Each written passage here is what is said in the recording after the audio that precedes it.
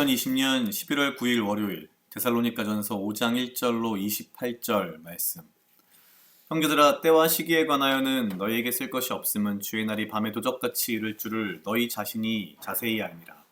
저희가 평안하다 안전하다 할 그때에 잉태된 여자에게 해산 고통이 이름과 같이 멸망이 호련히 저희에게 이르니 결단코 피하지 못하리라. 형제들아, 너희는 어두움에 있지 아니하매 그날이 도적같이 너희에게 임하지 못하리니 너희는 다 빛의 아들이요 낮의 아들이라. 우리가 밤이나 어둠에 속하지 아니하나니 그러므로 우리는 다른 이들과 같이 자지 말고 오직 깨어 근신할지라.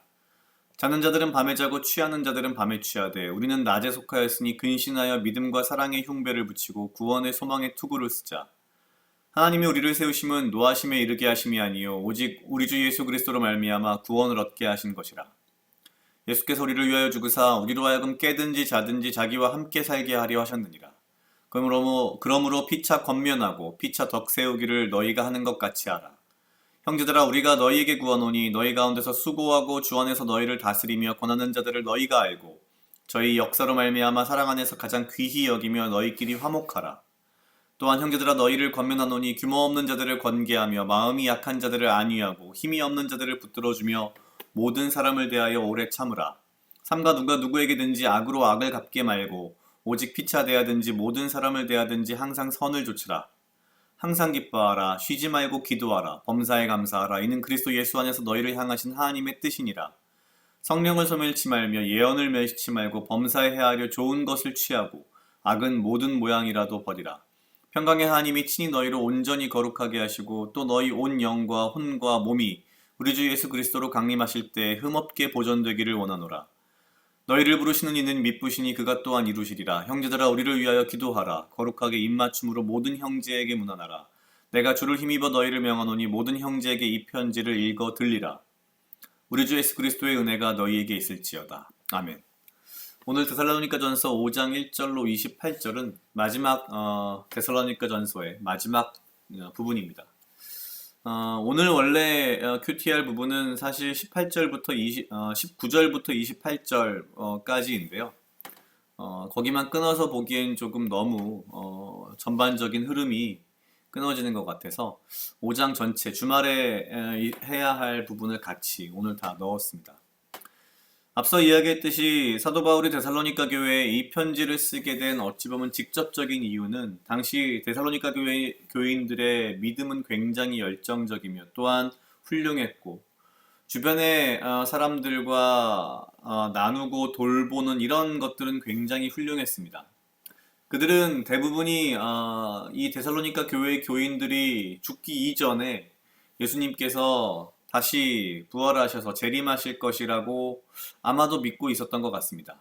그러나 그러한 믿음 가운데에서 같은 교회의 교인들이 죽자 그들의 믿음은 흔들리기 시작했고 또한 사도 바울이 전한 복음이 아닌 다른 복음을 전하는 거짓 선지자들로 인하여서 뭔가 혼란스럽기도 하고 굉장히 뭔가 어려운 부분들이 존재했었기 때문에 이 편지를 쓰고 있는 것입니다. 그러한 배경에서 볼 때 이 마지막 편지의 마무리는 분명히 그러한 배경을 염두에 두고 데살로니가 교회 교인들에게 조언하는 모습을 분명히 보이고 있습니다.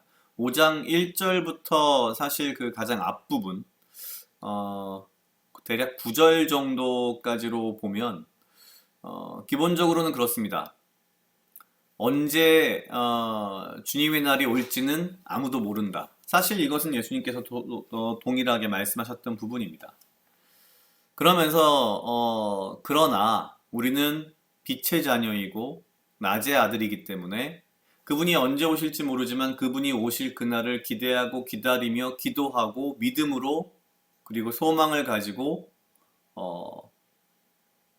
우리의 삶을 살자라는 어떤 그런 이야기들을 강력하게 먼저 하고 있습니다. 그러면서 이제 그 이후에 나름대로 굉장히 현실적인 데살로니가 교인들에게 어떻게 보면은 굉장히 최적화된 그들에게 안성맞춤인 어떤 뭐랄까요, 권면 혹은 어떤 이 조언들을 사도 바울은 쭉 하고 있습니다.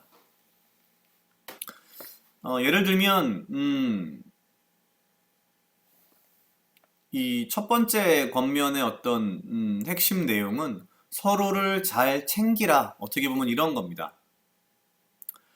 예를 들면 13절 저희 역사로 말미암아 사랑 중에 가장 귀히 여기며 너희끼리 화목하라 라고 말하면서 규모 없는 자들을 권계하고 마음이 약한 자들을 안위하고 힘이 없는 자들을 붙들어주며 모든 사람을 대하여 오래 참으라고 먼저 이야기합니다.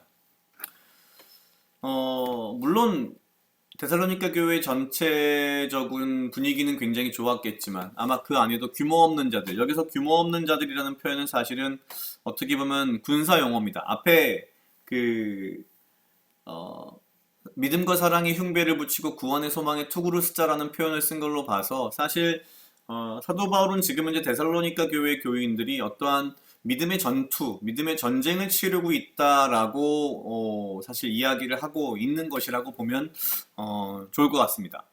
여기서 규모 없는 자들이란 군대에서 무언가 낙오된 사람들, 현실적으로는 무언가 좀 게으르다거나 이런 사람들을 일반적으로 의미합니다. 이런 사람들을 권계하고 마음이 약한 자들을 안위하라고 하는데 여기서 마음이 약한 자들이란 같은 교회 안에의 믿음의 형제 자매들이 죽음으로 인하여서 마음이 약해진 자들을 안위하라는 그런 의미라고 보면 될 것 같습니다.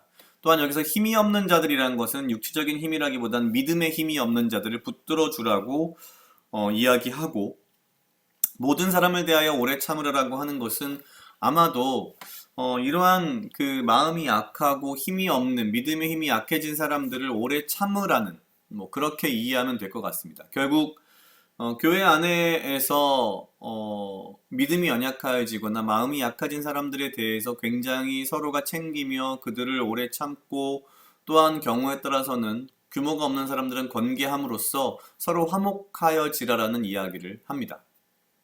그러면서 서로에게 악으로 갚지 말고 선을 쫓으라는 이야기를 합니다. 그 다음 단계에 등장하는 것이 우리가 잘 알고 있는 항상 기뻐하라, 쉬지 말고 기도하라, 범사에 감사하라 라는 이 말씀입니다. 사실 뭐 워낙 믿는 사람들은 잘 알고 있는, 믿지 않는 사람들도 심지어 알고 있는 성경 말씀인데요. 그냥 어릴 적에는 그런 생각을 많이 했습니다. 왜 이 첫 마디가 항상 기뻐하라일까? 데살로니가 교회의 상황들을 되짚어 본다면 왜 이 이야기를, 이 조언을 사도 바울이 먼저 했는지 알 수 있습니다.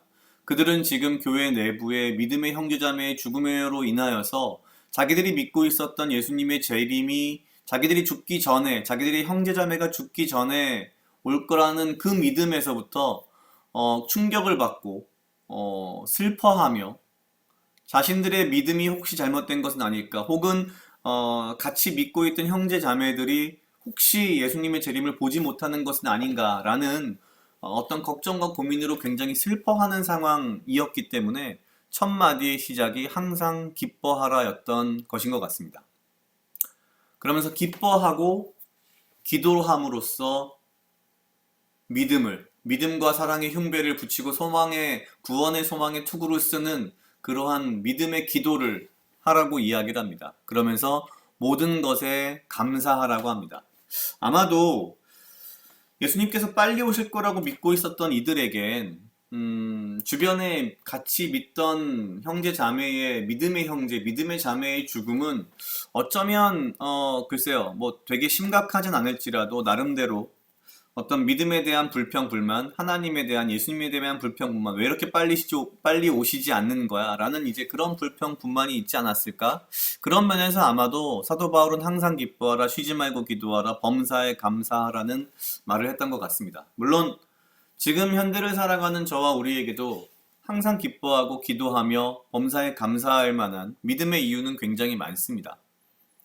그러나 이 말씀은 어찌 보면 지금 현대를 살아가는 우리에게도 사실 믿는 자들에게도 때때로 안 좋은 일이 일어나기도 하고요.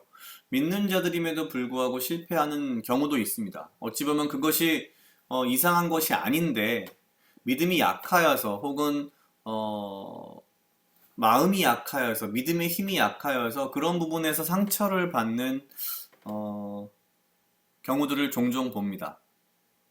우리가 그런 경우에 왜 하나님께서 이 세상을 이렇게 내버려 두십니까? 혹은 왜 나는 열심히 살고 열심히 믿는 자인데 왜 나의 삶은 이렇습니까? 라는 어떠한 상황 속에서 우리에게 주는 말씀은 바로 이 부분이 아닐까 싶습니다. 그럼에도 불구하고 항상 기뻐하라, 쉬지 말고 기도하라, 그리고 범사에 감사하라. 우리는 알 수 없습니다. 하나님께서 왜 세상을 이렇게 만드셨으며 이렇게 끌고 가시며 역사를 이렇게 만들어 가시는지는 모르지만 그렇다고 해서 우리가 주님 앞에 내가 믿는 하나님의 믿음대로 세상이 굴러가지 않으니까 불평이에요, 불만이에요라고 할 게 아니라 그럼에도 불구하고 주님의 오심을 믿고 기다리며 믿음과 사랑의 흉배를 붙이고 구원의 소망의 투구를 쓰며 믿는 자들 간에 서로 화목하고 서로를 챙길 수 있는 마음으로 우리가 항상 기뻐하고 쉬지 말고 기도하며 범사에 감사하는 마음으로 살아가라는 뜻이 아닐까라는 생각이 들었습니다. 지금의 이 어려운 상황 속에서 어렵지만 항상 기뻐하고 쉬지 말고 기도하며 범사에 감사하는 삶을 살아야겠다라는 생각을 했습니다. 각자 약 2분 정도 묵상하시겠습니다.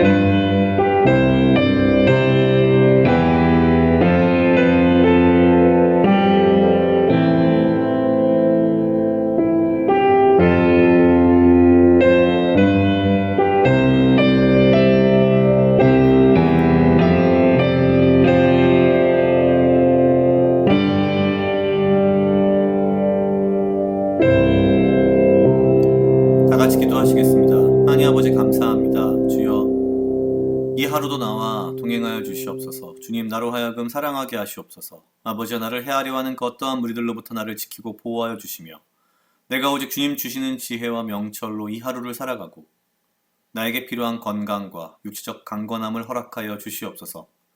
주님,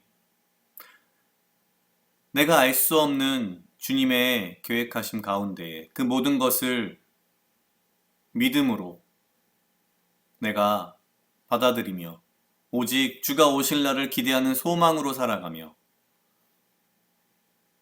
나와 함께 믿는 자들을 챙기고 그들과 화목한 삶을 지내고 내가 행여라도 이해할 수 없는 내 삶에 혹은 이 세상의 그 어떠한 것이라도 먼저 항상 기뻐하며 주 앞에 기도하고 모든 것에 감사하는 삶을 살 수 있도록 주여 인도하여 주시옵소서.